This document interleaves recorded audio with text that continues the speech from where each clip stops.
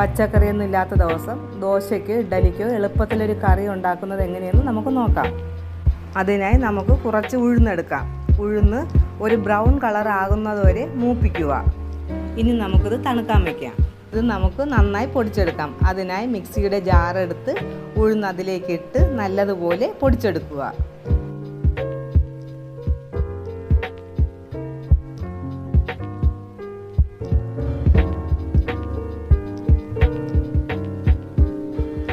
നമുക്ക് ആവശ്യത്തിനുള്ള ഉഴുന്നുപൊടി എടുത്ത് അതിലേക്ക് ആവശ്യത്തിന് ഉപ്പ്, ഒരു 1/4 ടീസ്പൂൺ കായപ്പൊടി, 1/4 ടീസ്പൂൺ മുളക് പൊടി, കുറച്ച് വെളിച്ചെണ്ണ ഒഴിച്ച് മിക്സ് ചെയ്ത് നമുക്ക് ഉപയോഗിക്കാം.